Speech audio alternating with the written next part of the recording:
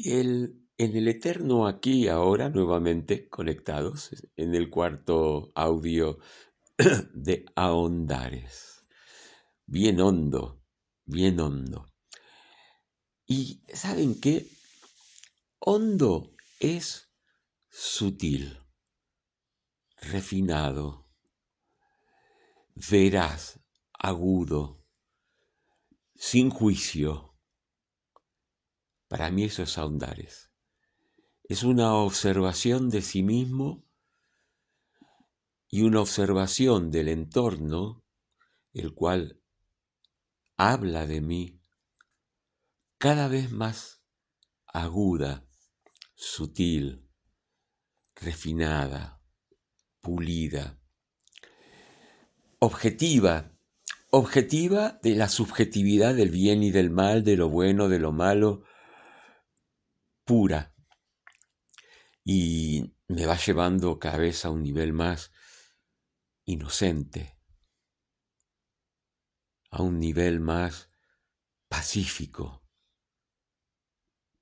a un nivel más de ese fluir sincrónico, donde las sincronicidades de aquello que elijo en el refinamiento de mi elección constante de qué estoy haciendo de mí, para qué vivo. Esto lo hablo un poquito en el de refinando el ser, ¿no? Indudablemente el arte de crear la realidad se hace más cercana al aquí y a la hora. Es el arte de elegir crear la realidad y de poner toda la atención, toda la intención clara a lo que quiero hacer de mí, de cada día, como objetivos de refinamiento, de mi nutrición, de dónde quise vivir, del qué estoy haciendo aquí para seguir refinándolo en belleza, confort o mudarme. Porque dentro de este ahondamiento, la capacidad de cambio es entender que todo es cambio y movimiento, que la vida es dinámica, que mi pensamiento es dinámico, que mi sentir es dinámico y eso conforma algo más sutil que es la conciencia que es dinámica. Y acá está mi cuerpo y acá está la pantalla de mi vida, mi entorno, el cual lo constelo con personas en qué elijo dialogar, en qué elijo eh, crear constelaciones juntos, aunque sea en la cordialidad de saludarnos a la mañana, de comer cada tanto en la cena o de pasar un día paseando. Y sí, hay un planeta Tierra por persona. Miren, es tan sutil y poderoso este concepto que por eso somos iguales, porque hay un planeta Tierra por persona y lo que hacemos de él y lo que tejemos, esculpimos, pintamos o escribimos, de qué hago yo acá, eligiendo el lugar donde vivir, eligiendo los colores de las cortinas, de las paredes, los cuadros, el color del piso, eh, el embellecimiento, eh, el orden, la limpieza, el jardín, que ahora dentro de poco empiezo a activar plantas, flores, plantas aromáticas, lavandas, enredaderas, y darle un giro al movimiento de los muebles, que no son muchos, yo soy minimalista. Entonces todo eso, esto es crear la realidad. Crear la realidad es no querer ver, no querer lo sutil, también es crear la realidad. No ahondarme, vivir lo que me propone el mundo competitivo, porque es un mundo de consumo que yo tengo que tener algo mejor que el otro, en todos los sentidos, y que eso sale dinero, y eso a mí, desde hace décadas, se me aclaró que me distrae, pero también vi que me distraía mucho más que hacer dinero, era el miedo a no poder creer en mí, para sentir desde mi inspiración, vivir de lo que sea. Sí, o sea, sí, podía, en mi cabeza aparece cuidar a un anciano, en mi cabeza aparece ser jardinero, en mi cabeza. Lo que pasa que al tener yo tan claro y dedicarle esa línea de tiempo al objetivo, por ejemplo, de ahora, de dedicarme el día de hoy, comer liviano, descansar, estar un poquito en el sol y ahora estar con este cuarto encuentro, yo creo mi realidad. Y vos, si tomás en cuenta, sea esto que escuchás, o lo que leas, no importa de quién, o lo que veas, no importa de dónde, buscando el refinamiento para llevarlo a tu realidad, para tejerlo en tu realidad, en la 3D. Y yo desde esta conciencia, que yo llamo conciencia expandida, superior, algunos lo llaman de quinta dimensión, yo lo llamo conciencia expandida, también refino mi cuarta dimensión, que es mi mundo anímico y mental. Y lo refino en ideas, lo refino en objetivos, lo refino en estrategias que vienen de la mano de mi conexión cada vez más organizada y pura con quien espíritu soy. Entonces tengo ese espacio interno del creador, de un creador que decidí crear el arte de vivir. Y en mi crear el arte de vivir es crear el arte de compartirme. Y en el arte de compartirme es estar en lo que escribo, reveo las frases, ser claro y qué foto o flores o jardín, como ustedes saben, es en este tiempo es mi necesidad, porque vivo en el jardín del amado y soy su amante y construyo en mi mundo mi nueva humanidad. Por eso la ascensión es individual, el crecimiento es individual y aporta aquello que vos elijas y vas viendo en la línea del tiempo si te sirve o no. Y no dudes si es no, es no. Y no dudes si tu intuición te dice por ahí hacerlo. Y no dudes que si tu intuición te dice hasta aquí, era hasta aquí. Pero a mayor ahondamiento es más pura la intuición, el refinamiento. Y el pensamiento es inocente porque todos ganan, porque es pacífico, porque respeta la libertad del otro. Y si esto no ocurre, eso es, en mi ahondamiento, mi sanación. Lo que me produce ruido, anímicamente, mentalmente, o en la pantalla, o en el cuerpo físico, creo la sanación que es igual a refinar mi ser. Bueno, hasta el próximo audio. Todo mi amor. Quinto Ahondares. Atardecer, viendo por la ventana cómo se retira el sol, ahí como un cerrito lleno de árboles, y el solcito recién iluminó la última parte de la habitación donde estoy grabando esto. Fresquito, día viernes de agosto, ya el anteúltimo día.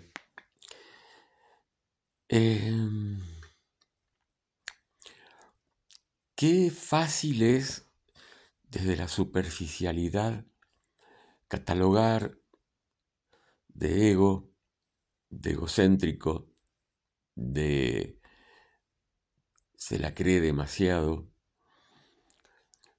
aquellos que no ven todo el trabajo de autoobservación, todo el refinado trabajo de honestidad y sinceridad que requiere una persona que refinó su no o su sí, más allá del que dirán, más allá de la aprobación o desaprobación,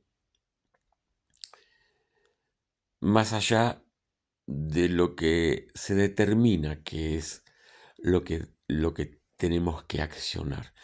¿Cuánta cultura nos pusieron sobre la base del miedo a Dios, ¿no?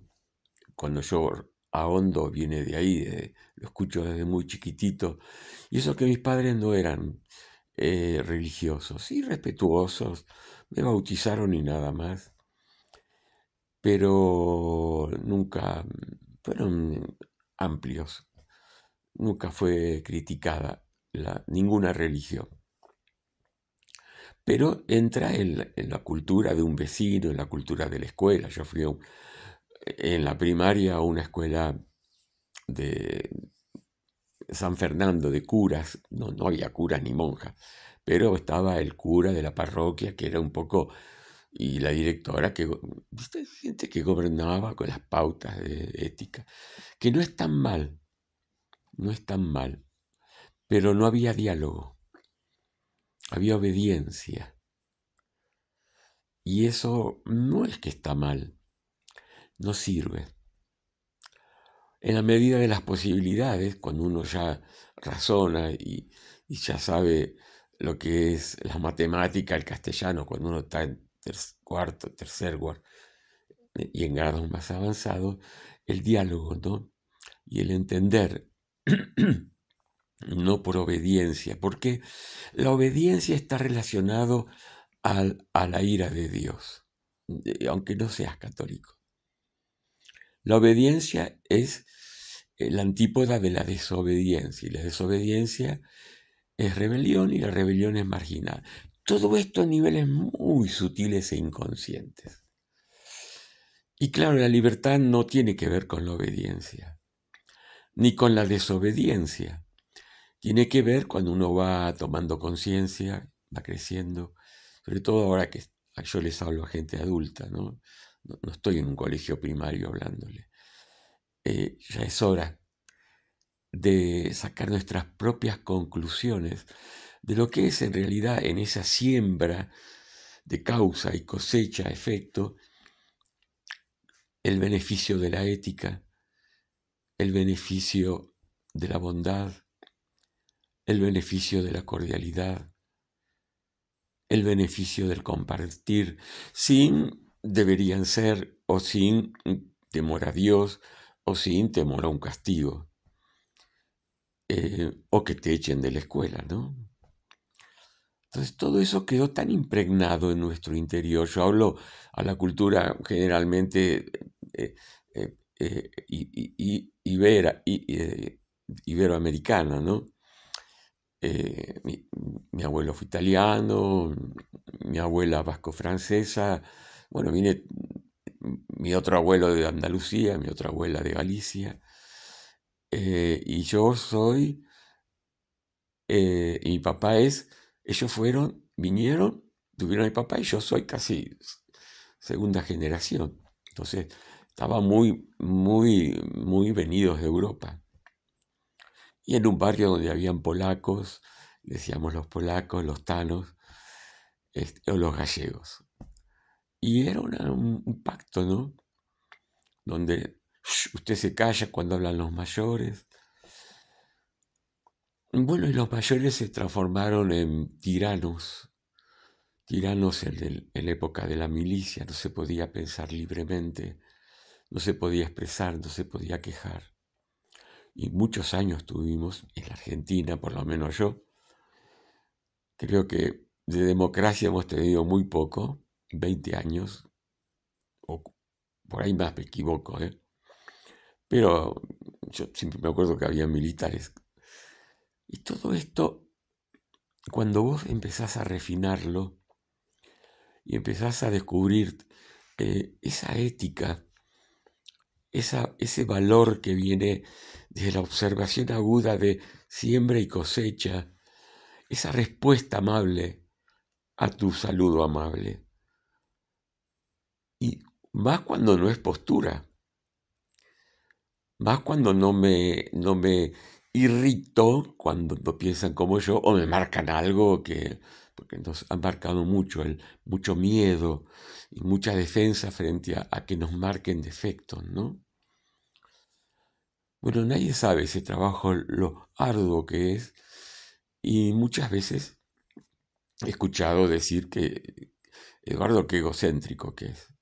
Eduardo es un tipo que se labura a sí mismo, que también fui egocéntrico. Pero yo era egocéntrico cuando me defendía, cuando quería ganar, cuando quería tener la razón. Zapata, si no la gana, la empata, decíamos. Y yo tuve una etapa así, hasta que toqué muy joven el camino interior de esa observación aguda de causas y efectos, no de miedo o premio o castigo. Y entonces eso me lleva a un estado de equilibrio, a un estado de objetividad, de ecuanimidad, de donde ubicuidad, de donde gente, de donde la oportunidad para poder ver si engancho el diálogo, no la oportunidad de sacar tajada económica, la oportunidad de encontrar el diálogo para refinar y ahondar. Qué bueno todo esto. Me encanta estas charlas que tengo. Capaz que en un día haga 3, capaz que en una semana haga 1, o en 3 semanas haga 2, pero ahondares. Este es el número 5. Gracias por estar ahí. Y si pueden, compártanlo, por favor, a los que ustedes saben. Siempre de su intuición. Lo mejor. Sexto audio. Ahondares. Ahondares profundos, sutiles, refinados. Y aquí me encuentro. Les comparto algo. Cuando fui vibrando, sintiendo, experimentando la frecuencia de una divina providencia que nos da justamente lo que necesitamos, merecemos, por siembra y cosecha de otras vidas o de esta vida, pero eh, navegando ese fluir donde ahí hay una confianza, un descanso profundo en esa situación donde me van a poner enfrente mío y dentro mío las soluciones de aquello que vengo a resolver en este motor de búsqueda de automaestría, autoobservación, autoconocimiento. Me hice muchas veces el planteo de hasta dónde uno hasta dónde dar, sobre todo a personas que no quieren recibir lo que uno da. A niveles muy inconscientes, saboteando la charla o no escuchándote o insistiendo o hasta a veces sintiéndote manipulado y que necesitan la oreja, pero simplemente no entra la información de uno. Y yo lo he ejercitado a través de 40 años de terapeuta, un poco más, y también con amigos y con gente que he conocido a granel. Y siempre me planteaba que, bueno, la caridad tenía que ser que yo tengo que estar presente. Entonces, indudablemente fui refinando hasta dónde eh, eh, eh, es el sordo que no quiere escuchar, cuál es el más sordo, el que no quiere escuchar, obvio. O el que te tiene ahí como un juego de gato y ratón, donde vos estás cuando te necesitan y no estás, y luego vienen después de haberle dicho, no, no era por ahí, fíjate. ¿Por qué? Porque te dio el permiso primero y después, más yo como terapeuta y también como amigo. Y descubrí que hay un punto exacto de hasta dónde uno tiene que dar, donde se aprende esa certeza del don de la ubicuidad, de hasta dónde doy, qué doy, cómo lo doy, cuándo lo doy, o ya no doy más y llegado un momento, por las circunstancias, hago una óptima distancia de noble silencio. De hecho, lo hago, lo he hecho, con muy buenos resultados. Donde yo estoy interfiriendo con esa divina providencia, cuando ya para aliviar el dolor del otro me está doliendo en mi agotamiento, me está doliendo en mis ganas de darle un empujón de mi vida y no quiero sentir eso. Y hasta dónde hay un punto exacto donde me voy en ese exacto momento, y esto es refinando el ser, ¿no? Es lo que se refina, y he visto que se refina, y me quedo con la tristeza, y en la medida de que me fui dando cuenta que estuve un tiempo de más en la línea del tiempo, que me dejé agotar, que me dejé saturar, que me dejé usar, porque hasta aparece la palabra me usó, en realidad está ejerciendo su viaje sagrado, pero ¿hasta qué punto yo tengo que estar? ¿Hasta qué punto la divina providencia me está diciendo hasta aquí? Hasta aquí.